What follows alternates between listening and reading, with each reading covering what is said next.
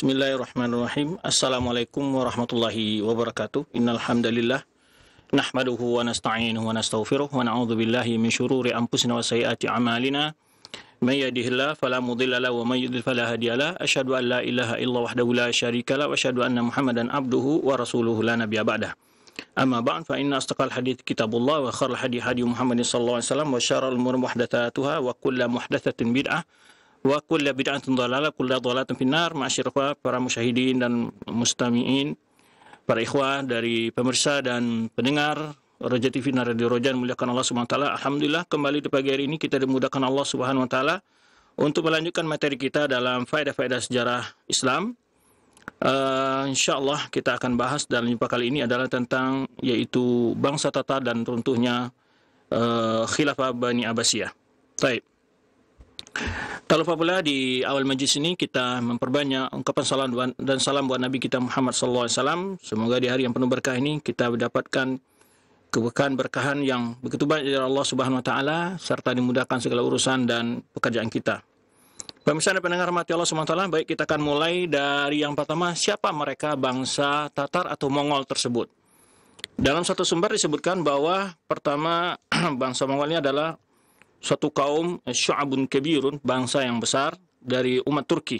Ya, di mana peristiwa ini nanti suatu peristiwa yang disebutkan oleh para penulis sejarah belum pernah di dunia, di muka bumi ini. Ya, sebagaimana mana diungkapkan oleh mereka, semenjak Allah menciptakan langit dan bumi terjadi peristiwa pembunuhan korban seperti yang dialami oleh kaum muslimin saat penyerbuan bangsa Mongol atau bangsa Tatar ini ke Khilafah Bani Abbasiyah yang di kota Baghdad. Baik. Kemudian di mana saat itu bangsa Mongol telah menguasai wilayah sebagian besar dari wilayah Asia dan juga Eropa, ya, dan termasuk juga di bagian semenanjung Arab dan sebagian dari daerah-daerah Afrika. Baik. Kita akan jelaskan dulu bagaimana asal-usul dari bangsa Tatar, kemudian juga bagaimana sifat dan keyakinan mereka, lalu kita akan sebutkan sekilas tentang bagaimana mereka menghancurkan kekuasaan Islam, yaitu Khilafah Bani Abbasiyah yang ada di kota Baghdad, dan peranan siapa yang terpenting dalam masalah ini.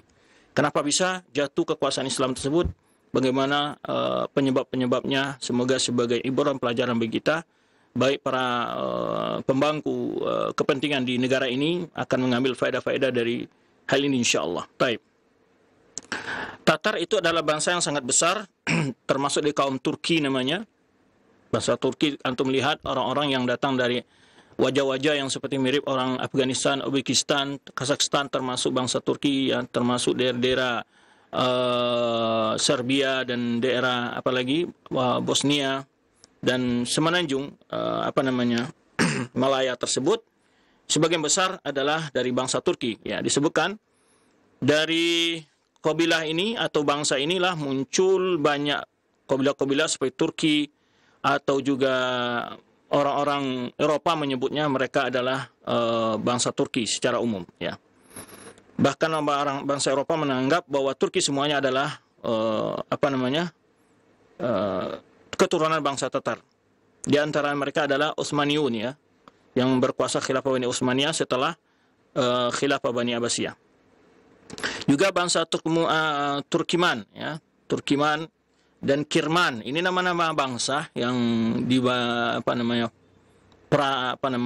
prasejarah lah, ya, prasejarah. Ya, artinya sebelum ditulisnya sejarah. Wa ghairihim wa kan masyhurina 'inda qudama al-Yunan, di mana menurut orang-orang Yunani, orang Yunani melihat menamakan mereka ini dengan bangsa Sitia, ya, atau Skutia. Dan penulis sejarah dari bangsa Turki ini bukan negara Turki, ya, walaupun orang Turki tersebut mungkin termasuk keturunan dari bangsa ini. Dan para penulis mereka dan ahli sejarah mereka menyebutkan mereka menamakan Yakuluna Al-Njah Khan, ya. Itu salah satu raja dari bangsa Turki ini dari zaman purba, ya, Qadimah, yang dahulu sebelum prasejarah, dan dia mempunyai dua anak. Jadi namanya Al-Njah Khan.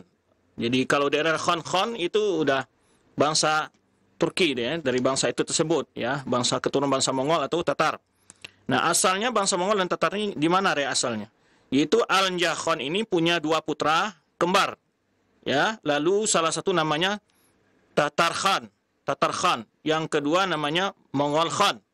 Nah, jadi keturunan dari Tatar Khan inilah bangsa Tatar disebut bangsa Tatar, yang yaitu ketika Alan Khan ini orang tua dari Tatar Khan dan Mongol Khan ini, ya, seperti dalam bahasa Arab dua suku yang besar yaitu Rabi'ah dan Mudar. Ini terkenal ya, bangsa Rabi'ah dan Mudar dalam bangsa Arab. Nah, kemudian dua anaknya ini berkuasa ya dalam masa yang cukup panjang, ya, dalam hubungan yang baik lah gitu. Ya, dan kemudian pada masa pemerintahan Ilkhan, yaitu salah satu raja dari Mongol, ya, dan juga di masa pemerintahan Sunja Khan, itu masa rajanya Tatar, ya, di masa raja Mongol dan Tatar ini terjadi perselisihan, yaitu perang saudara yang berat di antara mereka, dan akhirnya dalam sepanjang perselisihan peperangan itu dimenangi oleh bangsa Tatar. Sehingga waktu itu yaitu Senja Khan membunuh saudaranya raja lain, ya. Yang di masa saudara kembar tentu mereka hidup damai, teman dari turun ke temurun mereka terjadi perperang di antara mereka, maka terbunuhlah Ilkhan, yaitu raja dari Mongol, sehingga yang memiliki kuasa penuh waktu itu adalah bangsa Tatar. Sehingga mereka betul-betul menjajah bangsa Mongol, yang pada asalnya memang mereka satu asal, ya. Dalam masa yang cukup panjang, kemudian kembali lagi naik bangsa Mongol, ya, dan akhirnya mereka juga membalas dendam, dan mereka dapat mewarisi kekuasaan Tatar secara keseluruhan, ya, sampai pada zaman Yasuki Bahadir Khan, ya, Yasuki Bahadir Khan, nama yang terakhir yang mukasar dari masa Mongol ini, itu orang tua dari Genghis Khan. Genghis Khan adalah orang tua dari Holako Khan. Jadi, nah, bangsa Mongol ini unggul di bangsa Tatar. Jadi waktu itu masa kekuasaan orang tua Genghis Khan, itu namanya Yasuki Bahadir Khan. Nah, kemudian Genghis Khan ini lahir pada tahun 549 Hijriah. Namanya waktu sekecil namanya Temujin, ya. Namanya Temujin, ya, saat orang tuanya wafat dia berumur 13 tahun. Kemudian setelah itu dia umur 13 tahun, tentu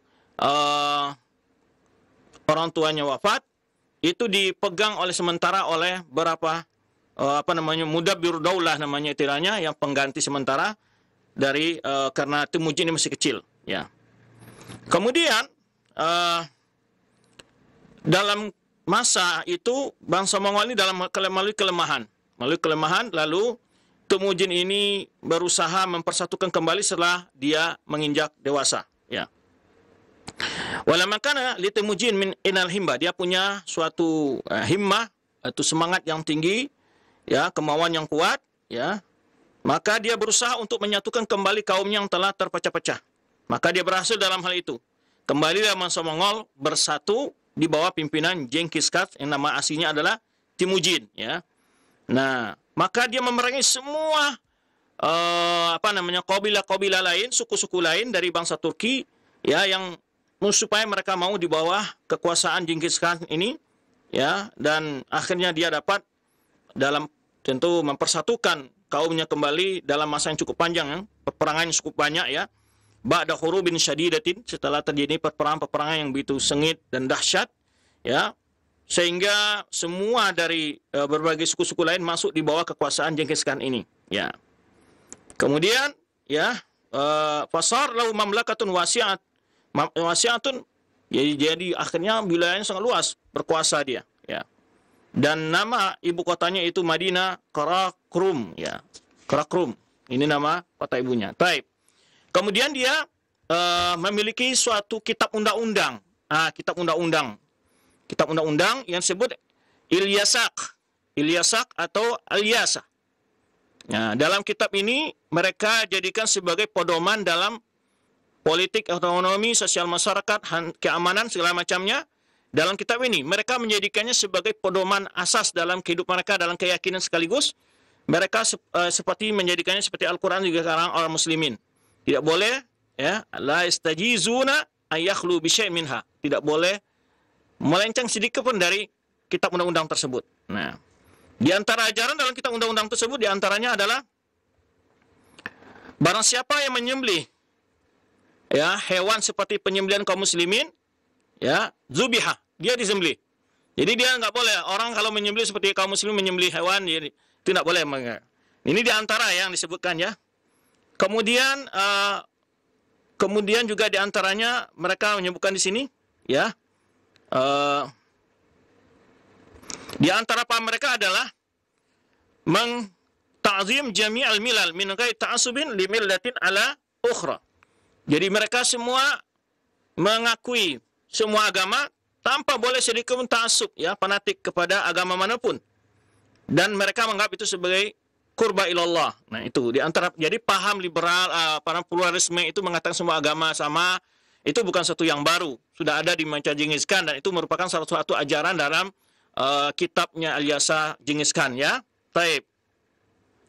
Dan mereka mewajibkan kaumnya ya Allah yaqul ahadun min yadi ahadin hatta yaqul al-munawil minhu. Ini ada adab dalam makan ya. Mereka tidak boleh seseorang makan kecuali melalui min yadi ahadin ya, melalui sumbang seseorang sampai ia makan al-munawil minhu awalan, ya orang yang menghidangkan makan terlebih dahulu. Kemudian ini disebutkan di antara pemahaman mereka, barang siapa yang melewati satu kaum yang mereka sedang menyantap hidangan, maka dia boleh hadir ke hidangan tersebut bersama mereka tanpa perlu minta izin. Ya. Dan tidak boleh seorang pun mencegah orang tadi untuk menyantap hidangan. Dan di antara ajaran mereka, wa man'uhum ya, wa mana'ahum min ghasli siyabihim bal yalbisuna hatta tabla. Dan mereka melarang mencuci pakaian, tidak boleh pakaian, tidak pakai sampai pakaian itu betul-betul hancur di badan mereka. Wa mana yuqalu syai'in innahu jasin, ya najisun. Dan mereka melarang segala sesuatu dikatakan najis. Tidak boleh, semua tidak boleh dikatakan najis. Wa qala jami'ul asya' tahiratun. Ya, mereka mengatakan bahwa segala hal itu halal, suci, enggak ada yang haram. Wala yufarriq baina tahir wa najis. Mereka tidak mau membedakan antara yang suci dan najis. Nah, ini paham kalau kita lebih mengedepankan paham orang-orang liberal ya, orang-orang sekuler, sebetulnya Genghis Khan lebih paten mazhabnya. Kenapa? Patennya mereka tidak membedakan sama sekali, sama. Agama sama, yang hak yang batil sama, najis sama, yang suci sama. Nah, kalau memang begitu, ya, kayaknya orang-orang liberal yang selama ini mengatakan sama, rata, sama ya, menilai sama semua, tidak ada yang salah, tidak yang benar, semua benar menurut mereka ya, atau semuanya sama. Nah, lihat Genghis Khan juga seperti itu mazhabnya, mereka mengatakan semua itu sama. Tidak ada istilah menilai sesuatu yang najis di dunia, nggak boleh, semuanya baik. Ya, semuanya baik. Ya, wa alzamahum an la yata'assabu li syai'in minal madahib. Tidak boleh. Ya, orang fanatik ke mazhab manapun. Taib. Kemudian di antara mereka, ya, mereka mewajibkan setiap awal tahun, ya, untuk kepada masyarakat mereka untuk ya istilah ya ada pesta pameran anak-anak wanita yang perawan dipamerkan di hadapan para penguasa, ya, dipilih mana yang disukai oleh mereka, ya. Liyaktar minhunna li nafsi wa auladi. Tujuannya untuk para penguasa ingin mencari pasangan dia atau anak putra-putranya, maka diminta kepada putri-putri perawan dari rakyatnya untuk mengadakan semacam sembara gitu ya, atau kalau kayak kita istilah itu ya, perlombaan lah, seperti mirip-mirip sekarang pemilihan gadis cantik itu seperti itulah. Sebetulnya ajaran itu bukan asing ya, sudah banyak ajaran itu, sudah di purbakala sudah ada sebetulnya, menampilkan wanita dengan pakaian telanjang di hadapan orang ramai, menilai ya sisi kecantikan tubuh dan macam-macam seperti itu. Sudahlah, nggak perlu dikatakan modern itu ya, itu sudah lama ya, sudah basi, dan itu adalah ajaran Genghis Khan di antaranya ya. Biar tahu orang-orang yang sekarang ini, ketika orang berusaha menjarkan ajaran agama, mereka hina-hina. Ketika mereka melakukan perbuatan-perbuatan yang mungkar, ya, yang menampilkan aurat, membuka aurat di hadapan umum, mereka anggap itu sebagai seni, sebagai tampilan modern segala macam ya. Padahal itu adalah madhabnya orang purbakala, masa jahiliyah. Taib. Kemudian, ya, barang siapa man taghayyara an mawdi'ihi alladhi yursamu lahu bighairi idnin qutila. Barang siapa yang pindah dari tempatnya yang telah ditentukan, maka tanpa izin, maka dia dibunuh. Dan ya, dan penguasa ini melazimkan adanya penyampai berita kepada mereka untuk mengetahui berbagai informasi-informasi dalam kuasaannya. Baik. Ini di antara apa namanya bentuk madhab daripada paham apa namanya ajaran dari Genghis Khan ini yang kemudian diteruskan oleh anaknya Khulafaur Khan. Kita lihat lagi tambahan dinukil oleh Imam Suyuti dalam kitab Tarikh Khulafa juga belum menyebutkan bagaimana sifat-sifat mereka. Ya. Sini Imam Suyuti menyebutkan dalam kitab Tarikh Khulafa qala Muwaffaq Abdul Latif fi khabari Tatar. Jadi menceritakan tentang cerita Tatar ini. Ini adalah hadis yaqul al-hadis, yaitu cerita yang makan semua cerita yang lain. Maksudnya adalah suatu cerita yang sangat panjang dan sangat apa namanya mengharukan. Wa khabarun yatul akhbar, ya. Berita ini menutup berita-berita yang lainnya. Wa tarikh yunsit tawarikh, sejarah yang dapat melupakan sejarah yang lainnya.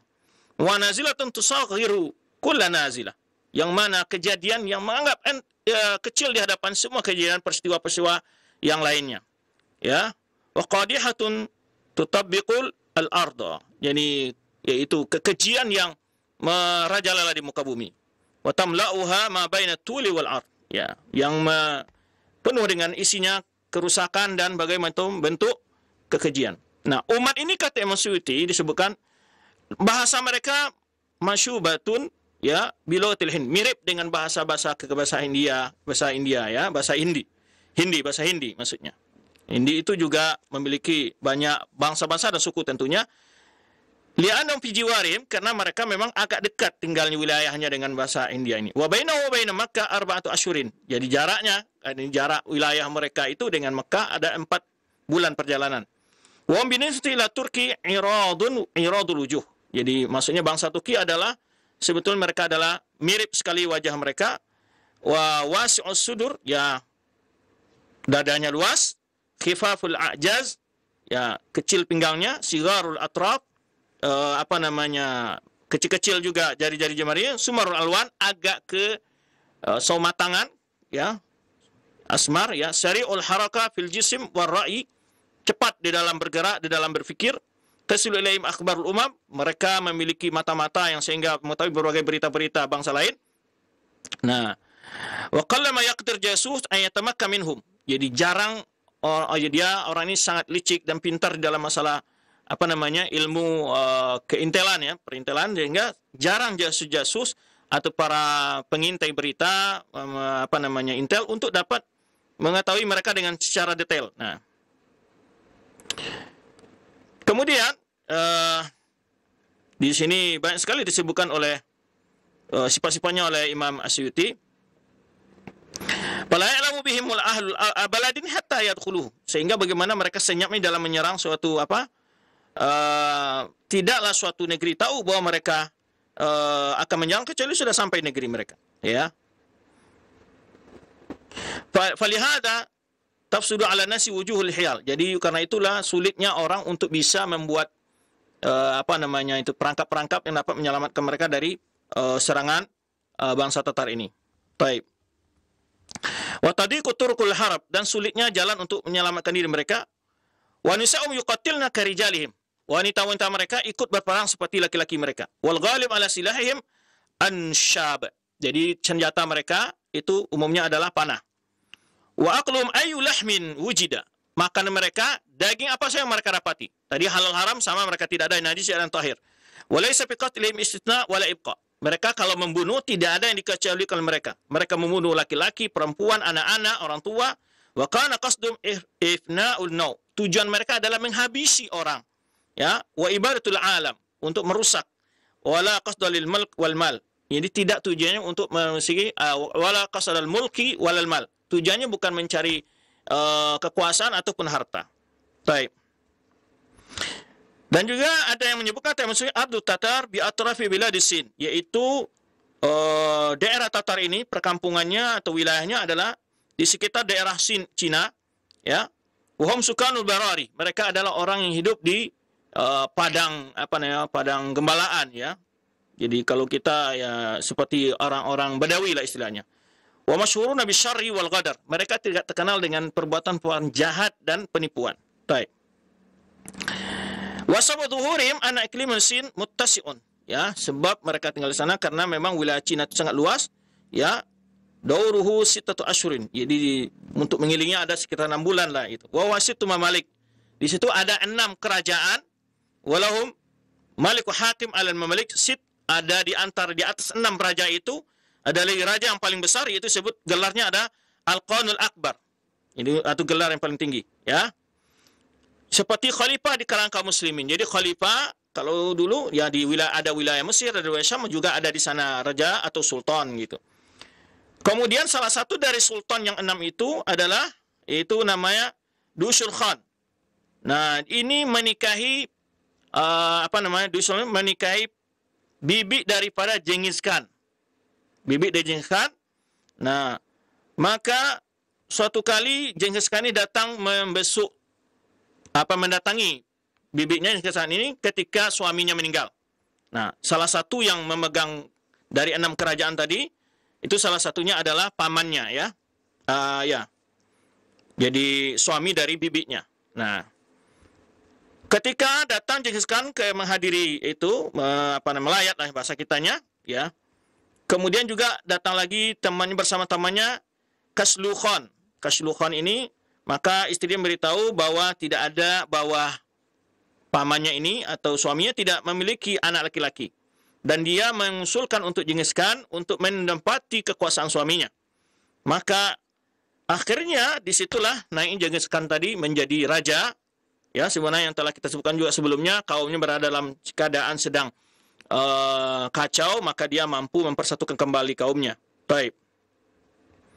Kemudian diberitahu kepada raja tertinggi bahwa Genghis Khan yang menggantikan salah satu raja yang 6 tadi, yaitu Al-Qanul Akbar, ketika datang utusannya dipotong semua ekor dari kuda yang membawa utusan tersebut dan dilemparkan semua hadiah yang diberikan, dan malah utusan tersebut dibunuh.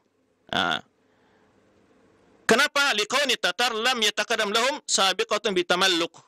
Karena tidak pernah bangsa Tatar ini layak ikut urusan negara menurut raja tertinggi ini. Wa innama hum badiyatun. Mereka adalah orang-orang badia, orang pedalaman, ya. Kalau kita seperti suku pedalaman gitu, ya. Pedalaman Sin lah gitu.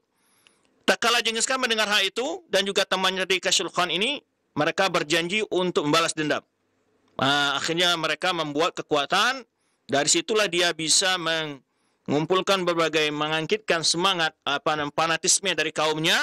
Akhirnya dia memiliki kekuatan dan kemudian menyerang kekuasaan tersebut. Hari demi hari semakin luas kekuasaannya. Nah, kemudian sawa ila biladi syakun min wahisin. Kemudian dia memperluas kekuasaannya ke negeri-negeri Cina, ya, ke sebagian negeri Cina. Ya, pamata Kalsun, kemudian temannya meninggal, faqama maqamu waladuhu, kemudian digantikan oleh anaknya, lalu Genghis Khan ya menyingkirkan anaknya tersebut.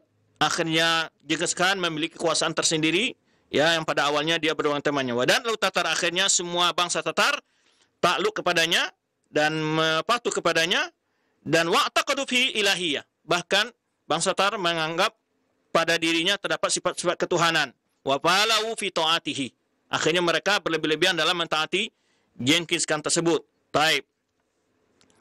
Kemudian diceritakan oleh Imam As-Suyuti ini berbagai fase-fase mereka sebelum menyerang negeri Islam, ya. Itu cerita yang cukup panjang sebetulnya. Pertama, mereka itu keluar menyerang negeri lain itu pada tahun 606 Hijriah dari negeri mereka ke daerah Turki wa Farghana. Kemudian ketika itu Khawarizmi, yaitu Khawarizmi Shah bin Muhammad Tiksi Sahibu Khurasan. Jadi ada gubernur Khurasan ini, ya, takut dengan kemunculan dia ini karena sudah mulai dia mendekati wilayah-wilayah Khurasan, ya. Kemudian wa'azama ala qasdi khalifah falam yatahayya lahu kama taqaddam fa amara al-Farghana wa Syasa wa Kasan wa tilkal bilad an-Nuzha al-Amira bil Jala. Akhirnya karena suatu raja dari Khurasan ini mencemaskan rakyatnya, maka akhirnya ditariklah negeri-negeri atau apa rakyat yang ada di perbatasan di negeri Genghis Khan itu agar mengungsi, ya, supaya tidak menjadi korban dari pembunuhan mereka. Baik. Kemudian terus ke Samarkand. Kemudian daerah Samarkand itu daerah-daerah yang sekarang apa namanya Afghanistan, ya, daerah-daerah sekitar situ, ya. Kemudian terus berjalan pada tahun 615 Hijriah, Genghis Khan mengirim kepada Sultan Khawarizm ini, ya, Sultan Khawarizm, suatu utusan dan hadiah, di mana waqala Rasul, ini di sini utusan menyebutkan bahwa Al-Qanul A'zam maksudnya Genghis Khan memberikan salam kepadamu dan dia mengatakan kepadamu, "Laisa yakhfa alayya 'idhamu sya'ni." Engkau bukan orang yang tidak aku ketahui tentang kehormatanmu dan bagaimana besarnya kekuasaanmu, ya, bagaimana pula pengaruh kekuasaanmu terhadap berbagai wilayah. Nah, lalu Genghis Khan mengatakan, "Wa ana ara musalamatuka min jumlatil mawajibat." Jadi saya ingin menawarkan kerjasama dengan perdamaian. Ya, kemudian dia sebutkan engkau seperti salah seorang anakku dan lain demikian. Ya, sampai demikian dan panjang cerita akhirnya Khawarizmi ini menerima tawaran kerjasama tersebut. Namun fitnah yang terjadi adalah setelah sekian lama terjadi perjanjian damai ini, saling tukar perdagangan segala macam, dalam suatu kejadian itu ada namanya di walaya Wara'in Nahar, Wara'in Nahar ini di belakang Sungai Jihun, ada 20.000 dari pasukan berkuda. Nah, dari Khawarizmi ini. Nah, di sana ada gubernur wakil dari Khawarizmi ini, ya. Nah, datang pedagang-pedagang dari suku Genghis Khan ini, daerah Genghis Khan ini, itu ada membawa dagangan yang cukup banyak. Nah, lalu kayaknya penguasa yang di negeri ini tamak ingin mengambil dagangan kekayaan yang sedang dibawa oleh para saudagar-saudagar itu. Lalu dia memberikan informasi yang tidak benar kepada Khawarizm. Dia berikan bahwa sekarang inna haulai qaum qad ja'u bizil tujar. Dia katakan mereka ini adalah sebetulnya tentara-tentara yang datang seperti pedagang-pedagang. Nah, dan tujuan mereka sebenarnya ada tajassus, ingin mengambil data-data, mencari informasi-informasi. Lalu katanya jika engkau membolehkan, aku akan menangkap mereka dan membunuh mereka. Akhirnya Khawarizm tanpa pikir menyetujui itu dan akhirnya sekian dari harta saudagar-saudagar itu diambil, ya, oleh perwakilan di negeri Bilad Waliun Nahar tersebut. Nah, ini yang diantara sebabnya kemarahan juga Genghis Khan kepada bangsa pada penguasa sultan dari Khawarizm ini. Nah, maka dia meminta untuk diserahkan pejabat yang melakukan pembunuhan terhadap saudagar-saudagar dia. Namun Khawarizm tidak mau dan akhirnya Genghis Khan mengirim pasukan yang besar untuk memerangi mereka ke Naisabur, ya, sampai ke Hamazan, daerah-daerah yang di Irak, Iran sekarang itu, ya. Nah, kemudian sehingga diceritakan oleh Ibnul Jauzi, Sibti Ibnul Jauzi, cucu dari Ibnul Jauzi menyebutkan karena awal zuhur Tatar bi Ma'an Nahar sana 15. Awal munculnya penyerang Tatar itu adalah tahun 615 Hijriah. Mereka menyerang daerah Bukhara. Bukhara adalah daerah Imam Bukhari, yaitu adalah Samarkand yang kalau kita sebelumnya kita ceritakan daerah-daerah ini adalah para ulama-ulama banyak di sana, ya. Nah, waqatalu ahla, dan di situ mulai mereka bumi anguskan, rakyat, orang-orang dibunuh, bangun-bangunan dihancurkan, ya. Kemudian mereka menyeberangi Sungai Jihun, kemudian akhirnya mereka mencari Sultan Khurasan, akhirnya tidak mereka temui, akhirnya mereka kembali lagi, ya, mereka balik ke Hamazan dan ke Qazwin. Nah, Ibnu Athir menceritakan juga kejadian bangsa Tatar ini adalah kejadian yang sangat luar biasa, ya, dan musibah yang sangat besar, yaitu allati aqamat duhur an misliha, yang tidak pernah terjadi dalam sepanjang masa, ya, amat khalaik, yaitu begitu banyak korban, ya, khassat muslimin, secara khusus kaum muslimin. Walau qala qail, kalau seandainya orang mengatakan innal alam mundu khalaqahu Allah taala ilal an lam yubtalu bimisliha, kalau seandainya ada yang mengatakan sesungguhnya bumi ini semenjak Allah ciptakan sampai sekarang belum pernah terjadi kejadian seperti ini, tunggu dia ada benar. Ya, seperti kejadian yang pemungusan oleh oleh Genghis Khan negeri Baghdad atau Khilafah Islamiyah di Baghdad. Baik.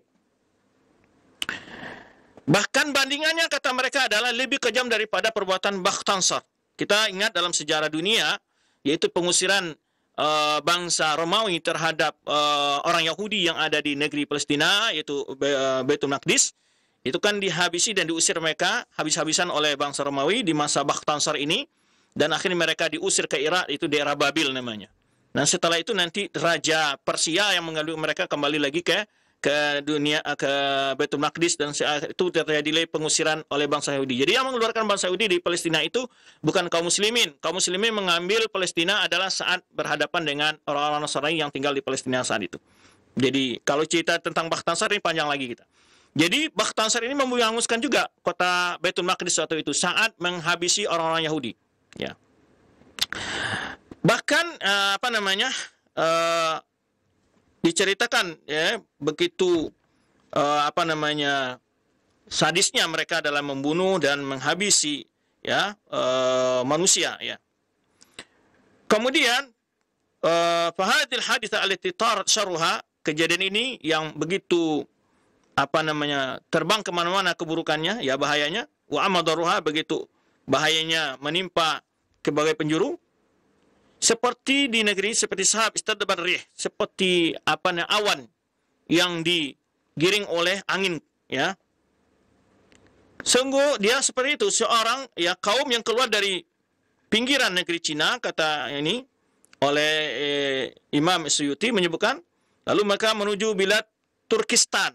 Dalam Turkistan seperti Kashgar dan bilad lainnya sampai Bukhara, Samarkand. Kemudian mereka habis semua penduduk-penduduknya kecuali orang yang mau ikut jadi tentara mereka. Jadi semua laki-laki yang kuat-kuat, kokoh harus ikut menjadi tentara mereka. Nah ini tentaranya setiap dia menaklukkan suatu daerah, maka jumlah tentaranya semakin besar. Ya, sampai mereka menguasai wilayah-wilayah yang begitu banyak. Ya, di sini sebutkan lam yatatarraku asma misluhu. Kata Imam Suyuti, belum pernah didengar kejadian seperti ini ya oleh manusia. Jadi daerah Ghazna, kemudian Sijistan adalah daerahnya Imam Abu Daud, wa Kirman, ya semua daerah-daerah itu mereka bunuh rakyatnya, orang-orangnya, dan kecuali orang-orang yang mau ikut mereka dalam bertempur. Nah, di sini disebutkan Imam Suyuti, Iskandar yang terkenal sebagai Malikud Dunya, ya Iskandaria ya, tidak menguasai secepat bagaimana dia menguasai, yaitu inna mamalaka fi nahwi 20 sinin. Afi asyar sinin. Ya, Iskandar bisa mulai wilayah yang cukup luas itu sebanyak 10 tahun. Dan dia tidak membunuh dengan cara membunuh, tapi dia dengan cara mendapatkan simpati.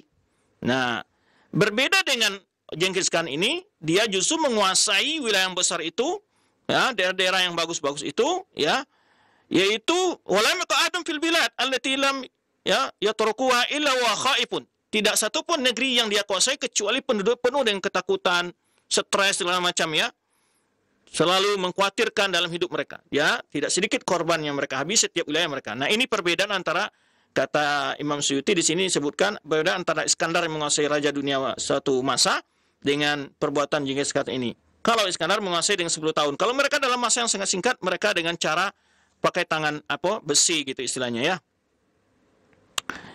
Kemudian mereka lam yahtaju ila mir, mereka tidak butuh perbekalan di dalam berperang itu, karena apapun yang ada itu bisa mereka makan ya, ternak-ternak yang ada di negeri tersebut mereka makannya daging terus ya. Fa inna ma'ahum al-aghnam, mereka bawa kambing-kambing itu makan, wal baqar, sapi-sapi dan kuda, yaqulun luhumaha la ghair, itu makan mereka hanya daging saja, tidak lainnya ya.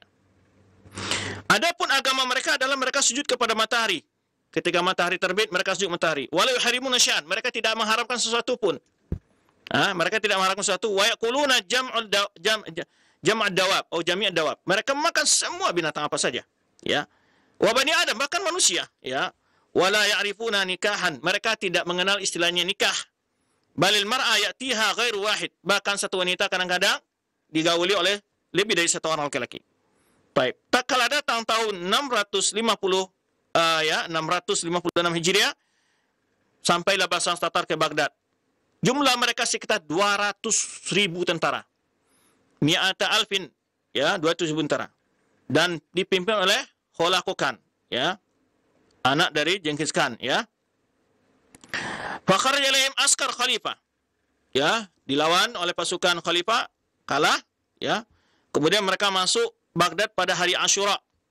Ini atas bantuan daripada Wazir Al-Qami. Nah, di sini disebutkan, ya, korban, ya, ceritanya diceritakan oleh Ibnu Katsir dalam kitab ini. Pertama, setahun sebelum itu 655 Hijriah itu terjadi peristiwa adanya perselisihan tempur antara orang Syiah Rafidhah dengan Ahlus Sunnah. Nah, jadi ketika itu yang banyak korbannya adalah orang Syiah Rafidhah. Al-Qami dengan Nasiruddin Tuzi ini, Ibnu Al-Qami ini memiliki rasa dendam kepada orang Ahlus-Sunnah yang ketika pada tahun 650 Hijriah terjadi perselisihan, ya, antara Sunni dan Syiah. Maka dia punya taktik kepada khalifah. Langkah pertama sebenarnya disebutkan oleh Ibnu Katsir nanti dalam kitab ini. Langkah pertama yang dia lakukan adalah sebelum menyerangnya Genghis Khan, walaupun dia sudah di dalam Bianihaya, Ibnu Katsir menceritakan Imam Suyuti menyebutkan di sini bahwa di mana dia sudah ada hubungan dengan Genghis Khan dan menawarkan Genghis Khan untuk menguasai wilayah Islam dengan harapannya dia dapat mengganti kekuasaan, menurut mereka ini, ya, kekuasaan dari Abbasiyah menjadi kekuasaan keturunan Alawiyah, keturunan Ali bin Abi Thalib. Itu keinginan mereka. Di samping melepaskan dendamnya tadi. Nah, langkah pertama yang dilakukan oleh Ibnu Al-Qami memberikan masukan pada khalifah. Itu disebutkan oleh Ibnu Katsir dan Bidayah Nihaya ini karena waktu tidak membatasi untuk membacanya. Jadi dipecatlah para angkatan perang, tentara-tentara dipecat. Yang jumlahnya awalnya 100.000, ya, 100.000, ya 100.000 kalau nggak salah disebutkan Ibnu Katsir, tinggal 10.000 saja. Sampai diceritakan Ibnu Katsir, yaitu para veteran-veteran perang yang sudah hebat-hebat itu sampai mereka itu gaji diturunkan habis-habisan, dan yang dipecat itu mereka menjadi pengemis, menjadi pedagang pasar, ya, bekerja buruh dan semacamnya. Diceritakan oleh Ibnu Katsir dalam kitab ini. Ya, nah itu langkah pertama. Jadi siasat pertama dia lemahkan dulu angkatan perang. Saya ingin ambil faedah sedikit di sini. Perlu kita ketahui dan peristiwa ini dalam pengamatan yang singkat kita lihat, ketika saat sebelum terjadi reformasi di negara kita ini ada sebuah gerakan yang namanya itu memboikot senjata tentara, ya kan, alat alutsista kita di boikot komponen-komponen alat-alat ini sehingga tidak bisa untuk digunakan, ya. Nah, ini salah satu cara. Jadi ingat, salah satu metode musuh juga kemarin kita sebutkan pertama adalah yang memimpin negeri itu kalau dapat orang-orang yang tidak cekatan dalam kepemimpinannya. Yang kedua, cara mereka meremahkan itu adalah tentara dulu dilemahkan. Diambilnya banyak kebijakan-kebijakan dari kekuasaan tentara. Nah, itu dilemahkan, tentara dilemahkan, ya. Pasukan ini dilemahkan. Sebenarnya Ibnu Al-Qami ini berbuat terhadap kekuasaan Islam, dia lemahkan dulu. Dipecat banyak tentara sehingga dan pokoknya pertama gajinya diturunkan, kemudian akhirnya juga banyak dipecat karena kata mereka kita lagi sedang kekurangan biaya dan seterusnya. Nah, ini yang terjadi di masa itu. Setelah itu, nah disebutkan di sini diceritakan oleh Imam Suyuti dan ini mulakhas dari kitab Ibnu Katsir, ya, bahwa wazirnya itu Ibnu Al-Qami ini menawarkan kepada khalifah untuk bernegosiasi dengan khalifah ini. Yaitu dia menyebutkan innal malik ragaba fi an yuzawwij ibnatahu. Jadi ceritakan ini beri tawaran kepada khalifah bahwa di mana khalifah ingin menikahkan putrinya dengan putra kamu, ya Abu Bakar. Dan dia akan membiarkanmu menjadi khalifah sedia kalanya siwana kekuasaan bangsa Rom dalam kekuasaannya. Wala yuridu illa an takuna ta'a kama kana ajdaduka. Engkau akan tetap menjadi khalifah yang ditaati sebenarnya pendahulu-pendahulumu, ya. Kemudian wayansur anka biusi, dia akan pergi dengan tidak akan menyerang kamu dan akan membawa tentaranya pergi. Fal yujib maulana ila hadza fa inna fihi haqnu dimal muslimin. Jadi seakan dia beri masukan yang hebat kepada khalifah. Sungguhnya maka engkau ikuti kemauan tawaran-tawaran dari khalifah ini, ya, karena hal ini dapat menjaga tertumpah darah kaum muslimin katanya. Nah, wa yumkin ba'da dzalika an taf'ala ma turid. Setelah itu engkau akan dapatkan melakukan apa yang kau inginkan. Wa ra'i an takhruja ilaihi. Nah, dianjurkanlah khalifah ini keluar menemui khalakokan ini. Ya. Fa kharaja ilaihi jam'un min ayan. Jadi diajaklah khalifah ini ketika khalakokan menjawab pasukannya sekitar 200.000 kalau nggak salah, ini disebutkan di sini 200.000. Nah, itu sudah mengepung kota Baghdad. Dan kota Baghdad itu ada benteng, ada pagar tinggi, ya, mereka tidak bisa masuk karena dijaga gitu ya. Dulu setiap kota itu ada pagar pengamannya. Nah, termasuk juga istana khalifah dipagar, dan 1 minggu mereka berupaya untuk melakukan penyerangan, namun belum berhasil menembus benteng-benteng itu. Dan akhirnya yang menipu adalah Ibnu Al-Qami menawarkan agar khalifah mau berunding, diajak berunding oleh khalakokan ini katanya, begitu. Maka ditawarkan untuk berunding di luar kota, bukan di istananya. Bukan khalakokan datang ke istana khalifah untuk diajak berunding, tapi khalifah bersama beberapa orang-orang terpenting dari kekhalifahan ini, dari kekuasaan, untuk diajak berunding keluar. Nah, ini disebutkan. Nah, kemudian di sebuah tenda di perbatasan, jauh dari masyarakat, jauh dari perangkat muslimin tentu yang tersisa sudah sedikit tadi. Di dalam perundingan itu berangkat jumlahnya sekian juga, atau 70 orang atau sekian, kata Ibnu Katsir menyebutkan, lupa orangnya, cuma orang-orang terkemuka dari perunding-perunding yang handal lah, orang-orang hebat di bawah khalifah, orang dekat khalifah, termasuk anak beliau juga ikut dalam itu. Namun yang dibolehkan masuk menemui khalakokan itu, ya, itu hanya 17 orang. Nah, sampai mereka di tenda khalakokan dihinakan di sana. Bahkan disitulah dibunuh. Jadi penipuan besar. Dan semua pasukan-pasukan lainnya ikut dari menemani, itu mereka semua disuruh turun dari kuda mereka dan mereka dibunuh dan dihabisi. Itulah cerita bagaimana pengkhianatan yang dilakukan Ibnu Al-Qami ini. Ya, Ibnu Al-Qami ini akhirnya menjadi orang dekatnya khalakokan. Nah, itu cerita awalnya runtuhnya kota Baghdad, pengkhianatan dari salah seorang Perdana Menteri, itu Ibnu Al-Qami, dari seorang Syi'araf itu. Dan kita tahu kalau kita lihat perjuangan kaum muslimin dalam sepanjang sejarah, bahkan tidak terlepas daripada apa yang kita rindukan, yaitu kemerdekaan bagi Palestina, itu tak dapat dari pengkhianat-pengkhianat. Dan Indonesia lamanya merdeka kan banyak pengkhianat-pengkhianat. Dan setelah merdeka masih banyak pengkhianat-pengkhianat yang mereka menjadi kaki tangan musuh, ya, karena mereka tahu bahwa Indonesia ini rakyatnya terbanyak adalah orang Islam. Ya, mereka tetap fokus bagaimana, ya, orang Islam ini jangan maju, tertinggal dalam pendidikan, ekonomi, politik, segalanya, sehingga kita menjadi barang-barang impor dari pemikiran-pemikiran sesat yang rusak dari sana untuk politik kita, untuk ekonomi kita. Ya, ini yang membuat bangsa kita jadi tidak maju, ya, karena adanya pengkhianat-pengkhianat yang memanfaatkan kondisi-kondisi itu. Nah, ini, ya, perlu kita hati-hati dalam membangun bangsa kita ini.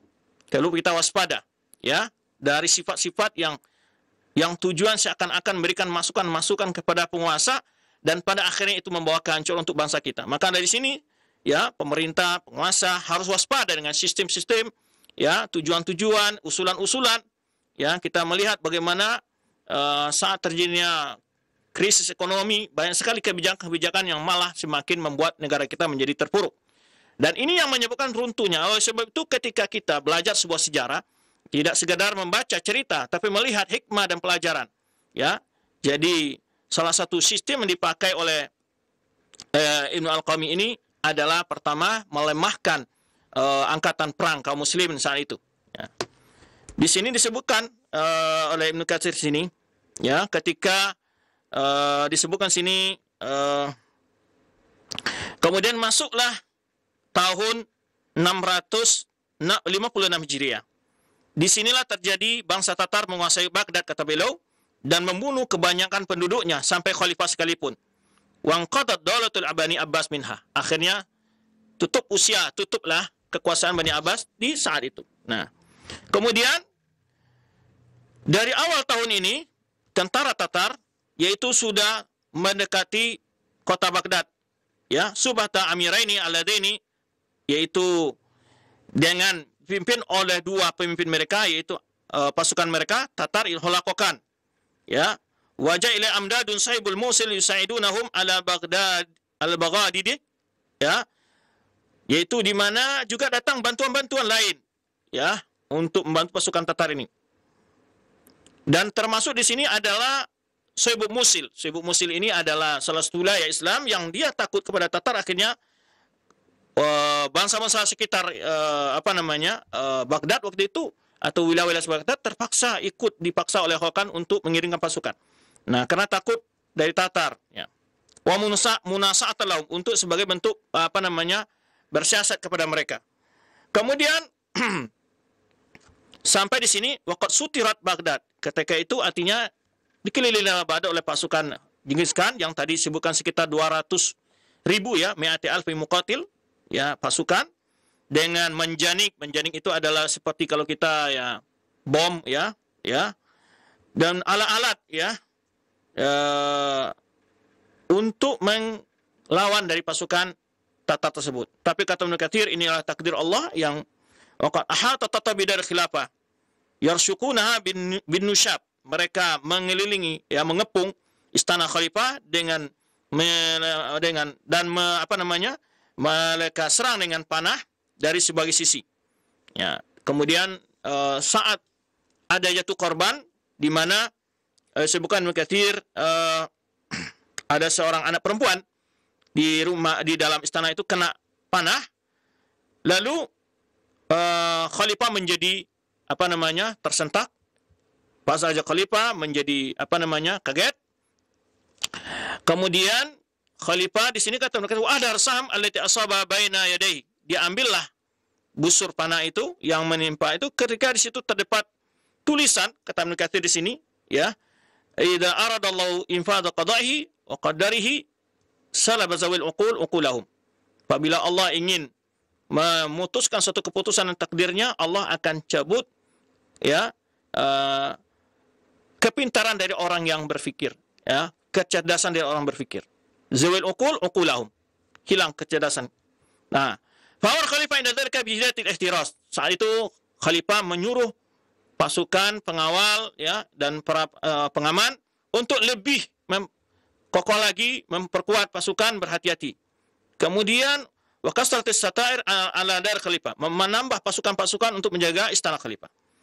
Wa kana kullu khalaqan bijununi kulliha, ya, yaitu Khalaqan itu sekitar jumlah tentara sekitar 200.000 kata Ibnu Katsir.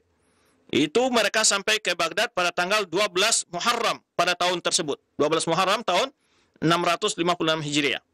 Kemudian dia memiliki kebencian yang besar terhadap khalifah, ya. Kemudian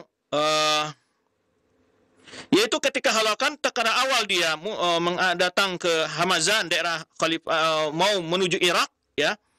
Di sini diberi masukan oleh Wazir Muayyidin Muhammad Ibn Al-Qami. Ini Ibn Al-Qami orang Rafidi ini, orang Syiah ini, memberikan masukan kepada khalifah untuk memberikan hadiah kepada Khalaqan ini. Ya, liyakuna dzalika mudaratun lahu amma yuridu min qasdi biladihim. Agar ya Khalaqan ini tidak menyerang wilayah-wilayah Islam lainnya. Lalu ada masukan dari mustasyar atau kalau kita sebutnya atau tenaga ahli, ya, tidak pantas hal itu dilakukan, ya, karena tujuan dari Perdana Menteri ini adalah ingin musanatul malik Tatar bima yab'asu ilahi min amwal. Dia ingin untuk menunakkan hati bangsa Khalaqan ini, bangsa Tatar ini, dengan cara memberikan hadiah. Kemudian dikirim sekadarnya saja.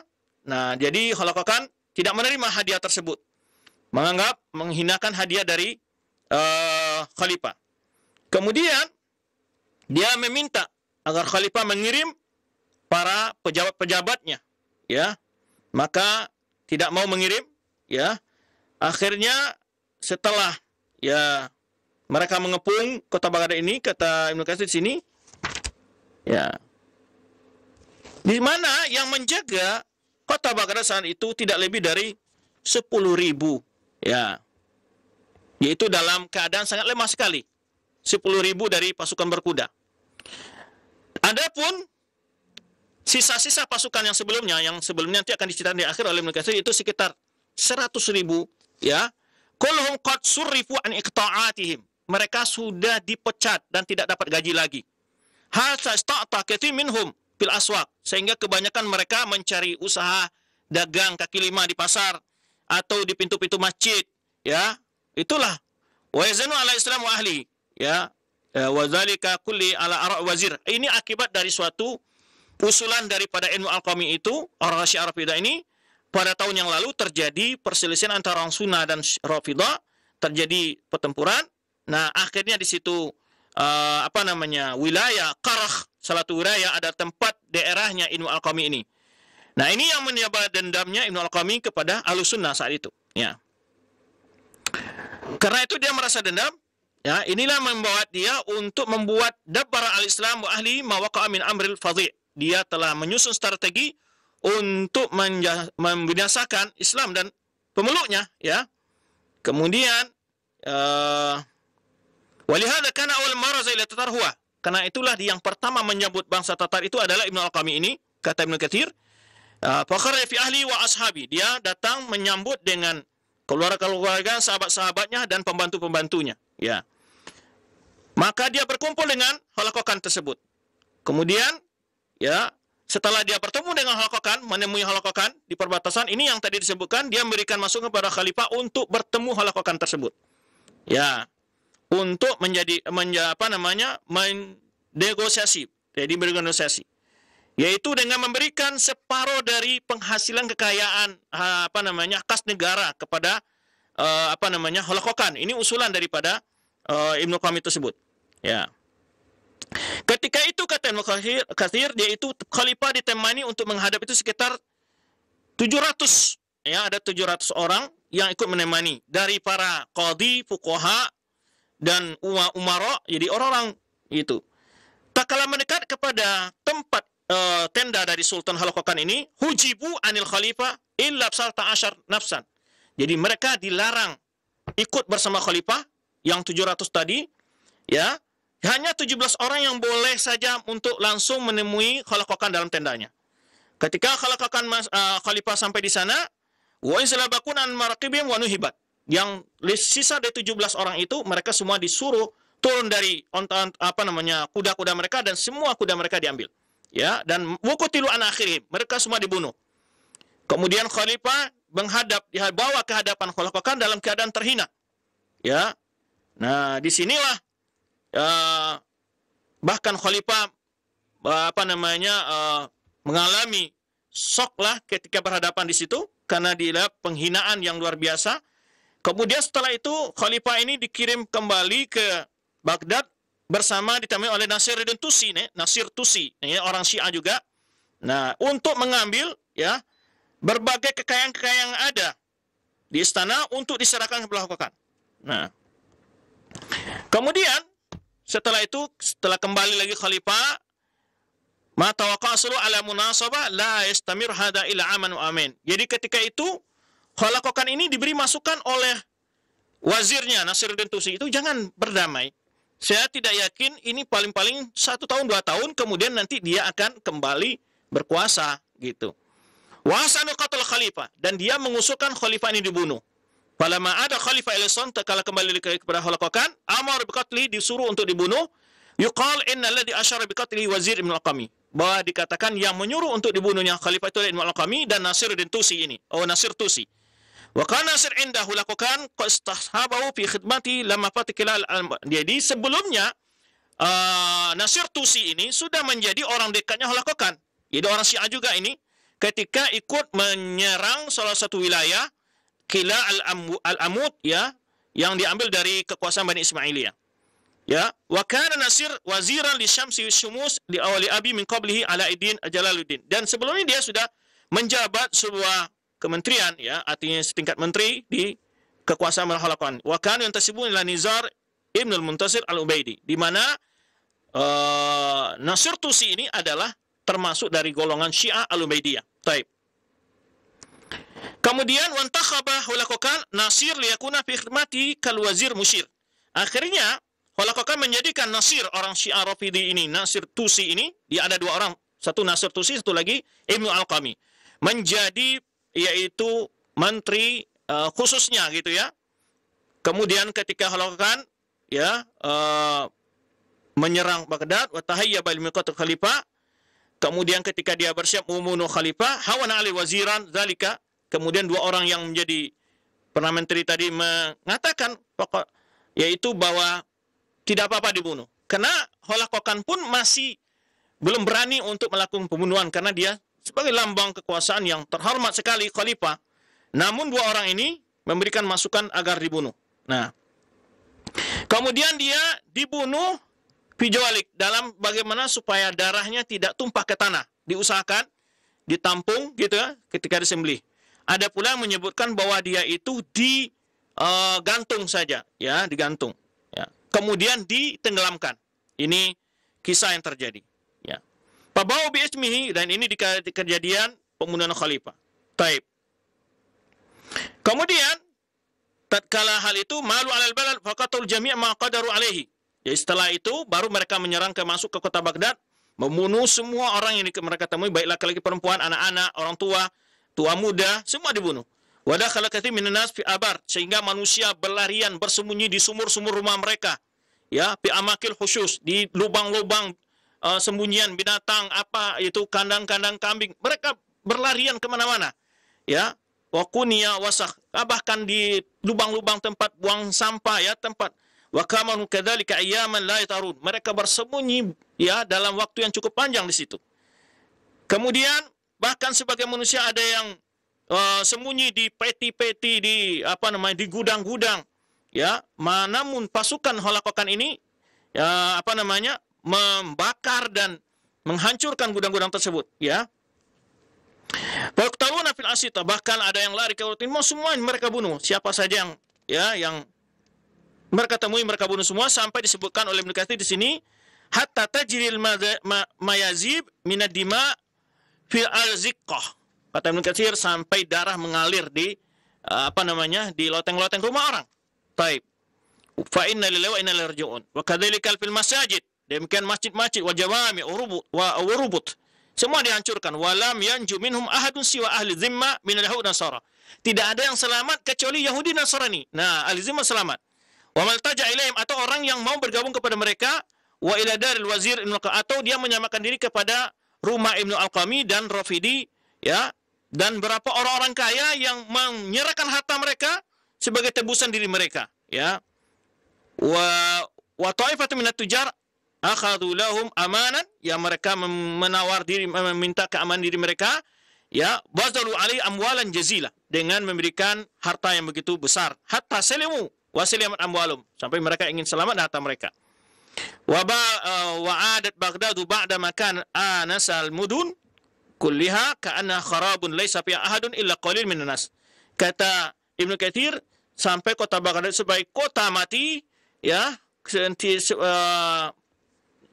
sebelumnya menjadi kota yang begitu indah, sekarang menjadi kota yang begitu mati, menakutkan, menyeramkan, dan tidak ada di sana kecuali orang sedikit saja ada manusia. Wa hum fi khaufin wa ju'in, mereka dalam kondisi penuh ketakutan dan lapar. Wa dhillah, kehinaan, wa qillah, dan sedikit. Wa kana wazir Al-Qami qabla hadhihi haditha yastahid fi sarf al-yus. Nah, ini yang saya sebutkan tadi, di mana wazir Al-Qami, orang Syiah Rafidhah ini, berusaha bagaimana menyingkirkan tentara-tentara, wa isqati ashamihim, yakni menurunkan gaji-gaji mereka. Minat diwan, dari catatan kalau kita ASN itu ya, dari daftar sebagai pegawai negara. Bahkan Asakir fi akhir ayam muntasir, sebelum, jadi di akhir Khalifah Abbasiyah sebelum Mu'tasim, itu Muntasir ayahnya, itu qaribun mi'ati alfi muqatil, ada sekitar 100.000 tentara. Nah, namun tersisa fihim min umara man huwa kamulukil akabir, ya, falam yaztahid fi taqlilihim. Senantiasalah dia selalu Ibnu Al-Qami ini mengurangi tentara itu, illam yalqa ila 10,000, sampai tidak sesuai 10.000 saja. Nah, so maka Tatar wa atamam, kemudian dia menulis surat kepada bangsa Tatar dan menganjurkan mereka, ya, memberikan dorongan mereka untuk mengambil wilayah Islam tersebut. Wasahla alaihim dzalik, dan memberikan kemudahan-kemudahan, ya, wa jalla lahum haqiqatul hal, ya, dan memberikan informasi kondisi yang ada di tentang siasat yang untuk menyelamatkan kota Baghdad oleh khalifah. Wa kashafa lahum da'far rijal, mereka memberikan informasi di mana kelemahan-kelemahan pasukan khalifah. wa dzalika qul tama'an minhu ayuzila sunnah bikulliyah, karena dia ingin, yaitu keinginan untuk menghilangkan sunnah secara keseluruhan. Ini orang al-sunnah maksudnya. Wa yudhira bid'atil rafidiyah, kata Ibnu Katsir, agar naiknya bid'ah rafidiyah.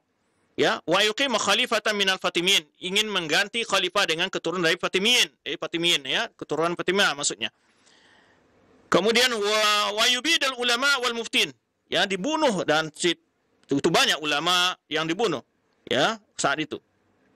Nah, ini kisah tentang apa? Terjadi di Baghdad saat masuknya bangsa Tatar. Termasuk di situ kita sudah pernah singgung berbagai kekayaan-kekayaan Islam, terutama adalah khazanatul kutub, simpanan buku-buku para ulama di perpustakaan yang begitu banyak, mereka bakar dan mereka buang ke Sungai Tigris. Kemudian korban di sana, kata Ibnu Katsir, wa ikhtalafa an-nas fi kimmiyati man qutila bi Baghdad. Berbeda berapa jumlah, berbeda pendapat orang berapa jumlah korban di Baghdad dari kaum muslimin saat itu. Ada yang menyebutkan 800.000, ada yang menyebutkan 800.000, ada yang menyebutkan yaitu 1 juta. Ya, ada yang menyebutkan alf wa samanumiyah alf. Jadi maksudnya di sini ada 1.800.000, ada yang menyebutkan 800.000. Ya, waqila balagat qatla alfai alf, ada yang menyebutkan sampai 2 juta jiwa. Ya, fa inna ilaihi wa inna raji'un, ini Ibnu Katsir menyebutkan la haula wala quwata illa billah. Alain wa kan dukhul ila Baghdad fi akhir Muharram, mana akhir mereka masuk kepada ini pada akhir Muharram. Wa mazala sayfu yaqtulu ahlaha 40 sabahan, selama 40 hari mereka tidak henti-henti membunuh orang yang ada di sana. Wa kana qatl Khalifah al-Mu'tasim al-Mu'minin yaum al-Arbi'a, di mana Khalifah Mu'tasim dibunuh pada hari Rabu tanggal 14 Safar, ya. Kemudian wa'afa qabruhu, dan tidak ketahui di mana kuburnya. Wa kana umruhu yauma idzin, umurnya ketika itu adalah sekitar 46 tahun, ya, 4 bulan, ya. Dan lama kekuasaan beliau adalah sekitar 15 tahun 8 bulan. Baik. Itu tentang sedikit apa namanya? Kejadian, ya, ditaklukkannya kota Baghdad oleh bangsa Tatar atas pengkhianatan orang Syiah Rafidah, yaitu Ibnu Al-Qami dan Nasir Tusi. Baik.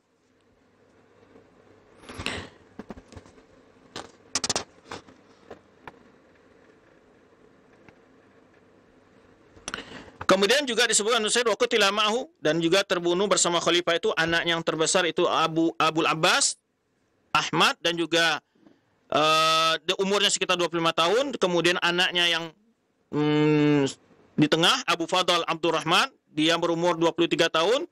Kemudian juga ada anaknya yang ditawan yang paling kecil, namanya Mubarak. Kemudian juga ditawan saudari-saudarinya, ada 3 orang, Fatimah, Khadijah, dan Maryam. Ya, wa usira min dar khalifah, dan bahkan ditawan dari istana khalifah itu daripada perawan-perawan sekitar 1.000, ya, perempuan. Nah, ini disebutkan. Kemudian juga dibunuhnya Ustadz Darul Khalifah, ustadz yang mengajar di istana khalifah itu, Syekh Muhyiddin Yusuf bin Syekh Abi Faraj Ibn al-Jauzi. Wa kana adul wazir, dia adalah merupakan orang yang sangat dimusuhi oleh Wazir Ibn Al-Qami, ya. Dan terbunuh juga bersama beliau anak beliau 3 orang, Abdurrahman, Abdullah, dan Abdul Karim. Kemudian di sini disebutkan orang-orang menjadi korban di sini oleh Ibnu Katsir cukup banyak di sini. Ya, wa qutila syuyukh syuyukh Mu'addibul Khalifah Sadruddin, ya, ulama yang paling senior itu Sadruddin Ali Ibnu Nayyar, ya. Dan dibunuhnya para khutbah, para imam-imam masjid, para penghafal Quran, sehingga masjid-masjid wa ta'atatul masjid wa jama'at wal jumaat, ya. Semua masjid tidak lagi beroperasi, ya, jamaah solat Jumat tidak ada, solat Jumat tidak ada, solat jamaah tidak ada, ya. Inilah kisah, ya, disebutkan oleh Ibnu Katsir, wa arada Wazir Ibnu Al-Qami qabahallahu taala ayu'atil al-masjid wal jawami wal madas, di mana Wazir Ibnu Al-Qami ini ingin yaitu menutup para masjid, ya, yu'atil masjid agar tidak lagi beroperasinya masjid, ya, dan sekolah-sekolah, ya, Ahlus Sunnah, wa istamir bi masyahid mahal Rafidah, ingin menggantinya dengan tempat-tempat acara-acara ibadah ritual orang-orang Syiah Rafidah. Kemudian dia ingin membangun untuk orang Rafidah suatu madrasah yang besar, ya, kata Ibnu Katsir, tetapi Allah Subhanahu wa taala tidak mentakdirkan hal itu baginya. Itu sedikit tentang cerita, ya, ditaklukkannya kota Baghdad oleh bangsa Tatar. Ya, sebetulnya masih banyak pembahasannya, diceritakan juga oleh oleh Suyuti dalam kitabnya, bagaimana akhir bangsa Tatar itu bisa dikalahkan di masa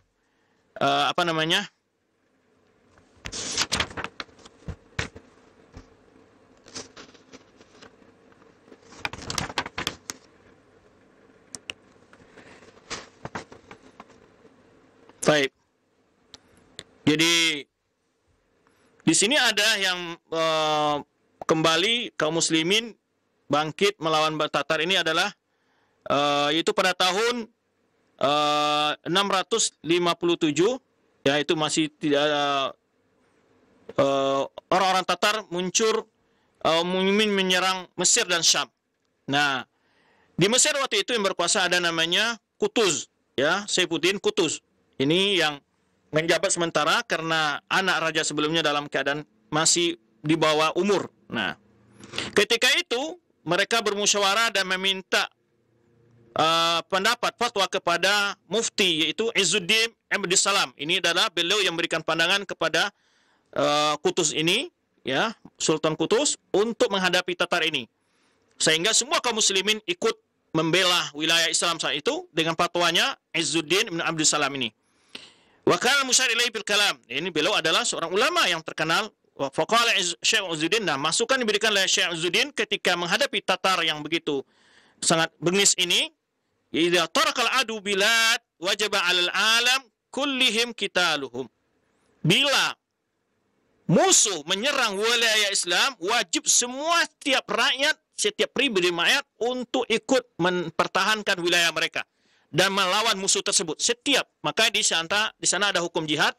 Apabila musuh menyerang, tiba-tiba menghabisi negara suatu wilayah Islam, maka seluruh rakyat wajib berjihad walau tanpa ada panggilan daripada penguasa. Wajib mempertahankan wilayah mereka. Nah, ini idza tarakal adu bilad wajib 'alal alam kullihim qitaluhum. Apabila musuh menyerang negeri ini, kata beliau, ya, wajib semua rakyat ikut melawan. Wajaza yu'khadhu min rakyat. Nah, disinilah boleh pemerintah mengambil, ya, meminta bantuan dari rakyat, ya, ala jihazim, untuk mempersiapkan biaya perang. Boleh dia memungut iuran dari rakyatnya. Wajaza yu'khadhu min rakyat ma yusta'anu bihi ala jihazihim. Boleh diambil dari rakyat iuran-iuran, ya, dipungut untuk membeli alat-alat alutsista, ya, bisyarti ala yabqa fi batil mal, tapi dengan syarat bila memang tidak ada lagi kas negara. Nah, ini ada dua syarat disebutkan oleh Izzuddin di sini. Ini barang-barangnya juga ilmu untuk para mufti, ya, di negara kita atau yang lainnya, para ustaz-ustaz butuh. Ya, boleh pemerintah mengambil iuran pajak dari rakyat atau memungut uang dari rakyat, ya, meminta sumbangan kepada rakyat bila memang kas negara tidak ada lagi, sudah kosong, nggak ada kas negara untuk biaya itu. Kemudian para pejabat, wa yabi'u malakum min khawais wal alat. Kalian semua barang-barang milik kalian harus dijual. Para pejabat harus menjual, para tentara, para polisi yang memiliki kekayaan-kekayaan, pejabat memiliki kekayaan, semua barang-barang mewah dijual untuk memberi peralatan perang. Wa yaktasir kullu minkum, hanya boleh memiliki kuda dan senjata. Bayangkan. Tapi kalau pejabatnya mewah, masih memiliki kemewahan, lalu rakyat yang dibebankan, itu tidak. Ini tidak bolehkan oleh para ulama, di antaranya ada Izzuddin Abdus Salam ini tidak membolehkan hal itu. Jadi kalau negara dalam keadaan miskin, maka semua rakyat dan pemerintah semua harus berkorban. Jadi mobil mewah dijual, perusahaan dijual, ya, semua kekayaan diimpakkan ke negara untuk membeli alutsista, gitu. Kalau memang kas negara kosong. Nah, di sini dibolehkan oleh Ibnu Abdus Salam. Jadi makanya kata Ibnu Salam menasihati, waktu itu datanglah para pejabat, ini Sultan Qutuz ini bertanya, "Wa tabi'u malakum." Kalian menjual semua apa yang kalian miliki. Jadi kekayaan apa, kemewahan-kemewahan kalian miliki, alat-alat apa saja yang kalian miliki. Dan boleh hanya kalian miliki kuda dan senjata. Tatasawwu fi dzalika antum wa amma, sama antara kalian dengan masyarakat umum, sama. Ya. Wa amma akhdhu amwalul amma, ada mengambil harta orang rakyat, ya, ma'a baqa'i ma fi aidil jundi, sedangkan tentara-tentara masih banyak kekayaan-kekayaan mereka yang lain, minal amwal wa alat, ya, peralatan dan segala macam kemewahan, al-fakhira yang mewah, fala, tidak boleh, kata Izzuddin Abdussalam. Ya, inilah beberapa hal yang begitu. Kemudian tidak berapa hari setelah itu, ya, berkumpullah pasukan yang begitu banyak kaum muslimin untuk melawan, ya. Digelarilah Sultan Qutus ini dengan sebut Malik Muzaffar. Nah, kemudian pada tahun 558 fiha qata'a Tatar al-Furat. Jadi orang Tatar menyeberangi sungai Furat, kemudian sampai ke Halab, disitulah terjadi pertempuran. Semua wasulu ila Damashq, masuk ke Damaskus. Kemudian keluarlah pasukan dari Mesir yang dipimpin oleh Sultan Qutus ini pada bulan Sya'ban, mutawajjihin ila Syam, menghadap ke daerah di Syam untuk memerangi bangsa Tatar. Nah, kemudian dengan dipimpin oleh pasukan Malik Muzaffar tadi kan, dengan tentara, dengan Ruknuddin Baybaris, dengan juga dibantu oleh Sultan itu Baybaris. Ini Sultan Baybaris. Kemudian mereka berjumpa dengan pasukan Tatar di dekat Ainun Jalut. Nah, ini yang terkenal Ainun Jalut ketika perang Tatar juga dengan pasukan Qutus dan Baybaris ini. Situ berhadapan pasukan, dua pasukan tersebut, yaitu pada hari Jumat, tanggal 15 Ramadan. Disinilah hazamat Tatar syarru hazimatin. Syarra hazimatin. Disinilah bangsa Tatar, ya, kalah dengan kekalahan yang fatal sekali. Wantasara muslimuna lil hamd. Dan kaum muslimin menang, ya. Disitulah wa qutila minal Tatar maqtatun azimah. Dan terbunuh dari pasukan Tatar dengan jumlah yang sangat besar. Wa wallu adbar, mereka melalikan diri. Wa tami'an nas fihim, dikejar terus, ya. Yatahfadunahum wa yanhabunahum, dikejar terus, diambil berbagai peralatan-peralatan mereka. Ya, fataran nasu farhan summa dakhala Muzaffar. Nah, inilah kemenangan yang diraih oleh kaum muslimin saat itu dengan pimpinan Sultan Qutus dan juga bersama Baybaris, dan saat itu kaum muslimin sangat gembira, ya, dengan pertolongan Allah Subhanahu wa taala. Saat itu Damaskus dan Halab dapat diselamatkan dari bangsa Tatar. Walaupun wilayah-wilayah Islam lainnya sudah banyak menjadi korban dan kehancuran dari bangsa Tatar. Barangkali itu sedikit, ya, kabar gembira terakhir yang terus nanti akan sampai pada masa-masa berikutnya terjadi merebut kembali wilayah-wilayah Islam yang dikuasai oleh bangsa Tatar. Wallahu a'lam bishawab. Kita kembali kepada al-akhi madu kita di studio Cilengsi. Nah, baik. Syukran jazakallahu khair atas materi yang telah disampaikan oleh Al-Ustadz di kesempatan pagi hari ini. Mudah-mudahan menjadi ilmu yang bermanfaat untuk kita semua, bagaimana beliau menjelaskan kejatuhan kota Baghdad di tangan orang-orang Tatar, di kaum Tatar, karena pengkhianatan orang-orang Syiah. Baik, untuk selanjutnya kami akan buka seksi interaktif, sesi soal jawab bagi Anda para pemerhati roja sekalian yang ingin bertanya perihal pembahasan kita di kesempatan pagi menjelang siang ini. Nah, ada pertanyaan. Assalamualaikum warahmatullahi wabarakatuh. Tidak disebutkan dari penanya, dan tempatnya juga tidak disebutkan. Ya Ustadz, apakah sejarah akan terus terulang di mana kaum muslimin akan selalu ditindas dan dibantai sampai datangnya Imam Mahdi? Mohon penjelasannya.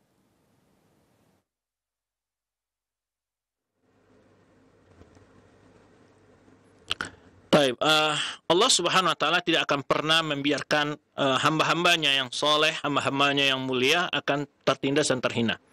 Namun di sebagian tempat bentuk atau di sebagian kondisi ada ketika kaum muslimin diberikan cobaan untuk bangkit, karena Allah Subhanahu wa taala memberikan banyak hikmah dalam sebagai peristiwa itu.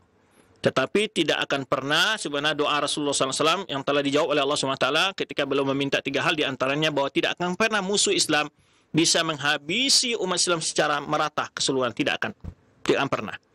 Maka oleh sebab itu, apakah kebangkitan Islam menunggu datangnya Mahdi? Tidak mesti. Bisa di wilayah-wilayah Islam lain. Banyak sekarang negara Islam juga berjaya. Ya, di sebagian wilayah ya ada Islam yang terjajah. Cuman di wilayah lain ada Islam yang berjaya. Ya, unsurnya di Timur Tengah seperti di Kuwait, di Saudi, di Emirat Arab, di mana di sana hitam, di Jazair, Tunis. Islam hidup, Islam berjalan, berjaya, ya. Islam bernilai di negara kita, di Malaysia, Brunei, di Indonesia. Jelas Islam berjaya lah. Namun walaupun terdapat kekurangan-kekurangan, kejayaan itu mungkin tidak akan seperti kejayaan di masa Khulafaur Rasyidin, tidak akan mungkin, ya. Karena kita juga tidak seperti mereka dalam sisi ketakwaan, keimanan. Maka ketakwaan, kemuliaan, kemenangan akan diberikan oleh Allah Subhanahu wa taala kepada umat ini sesuai dengan ketakwaan dan keimanan mereka. In tansurullah yansurkum wa yatsabbit aqdamakum. Ya, bahwa Allah Subhanahu wa taala akan membela hamba-hambanya yang benar-benar, ya, mendekatkan diri, bertakwa dan beriman kepada Allah Subhanahu wa taala, menerapkan aturan-aturan ajaran agama dalam kehidupan mereka sehari-hari.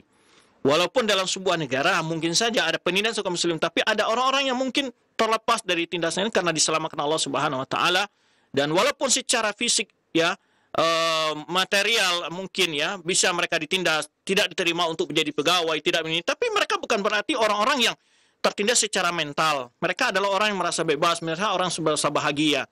Jadi kadang-kadang kita melihat penindasan-penindasan yang lahiriah gitu, ya, dipersulit izin ini, dipersulit itu, pilih itu.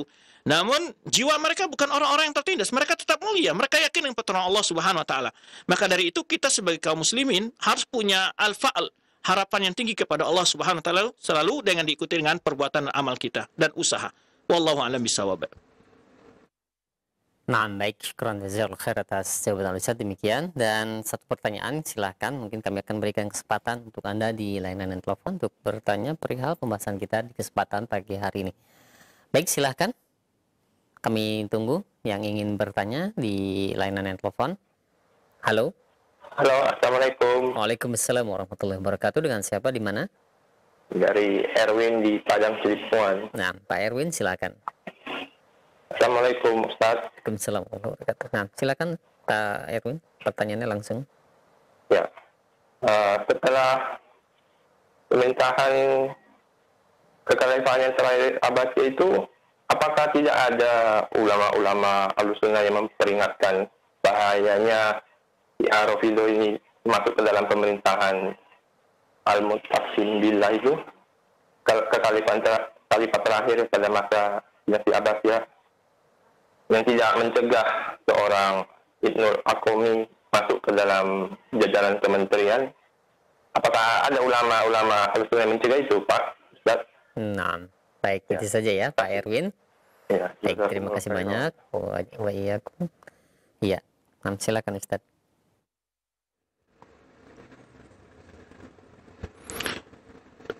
Baik, perlu diketahui ada sisi banyak sebetulnya bagaimana Syiah itu bisa muncul. Pertama, mereka ada namanya, mereka memiliki akidah taqiyah.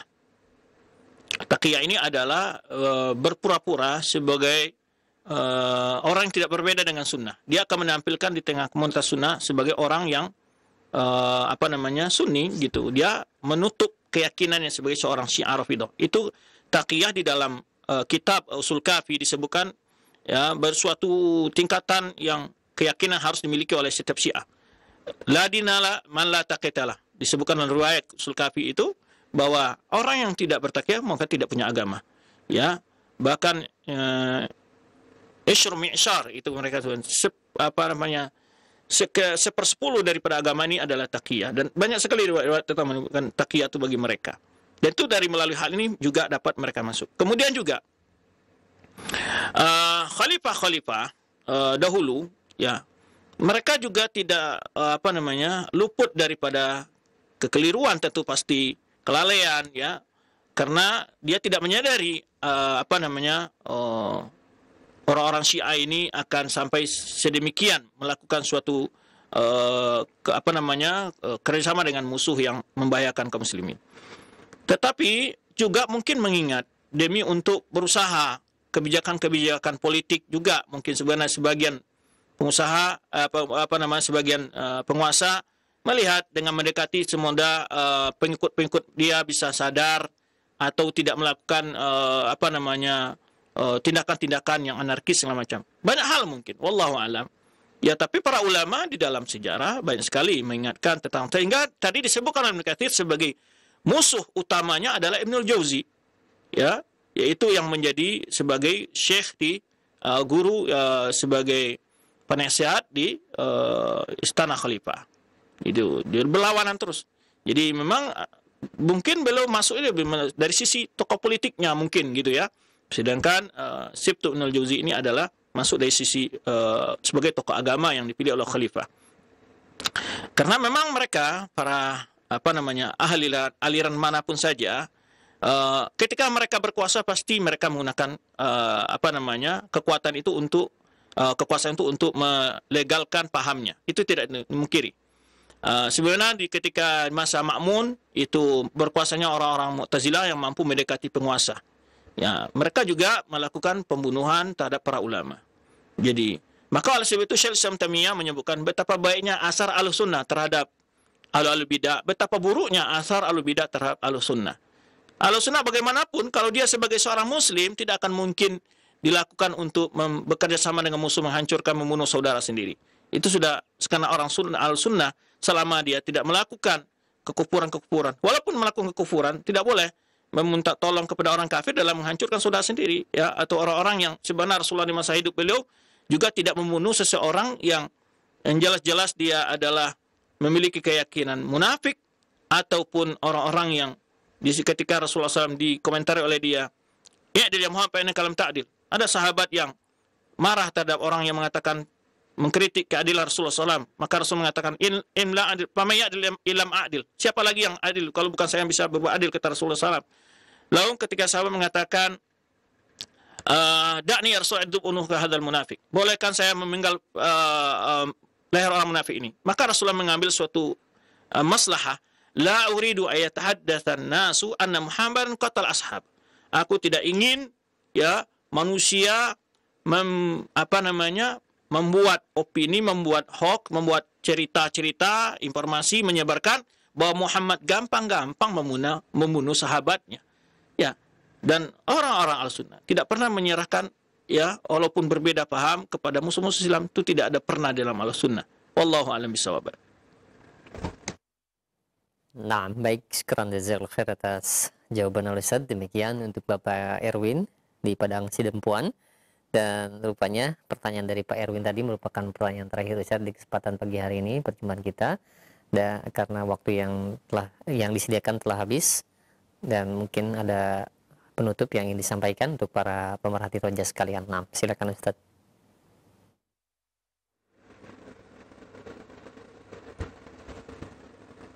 Alhamdulillah, terima kasih banyak atas kehadiran antum semua, para pemirsa dan pendengar Roja TV dan Radio Roja.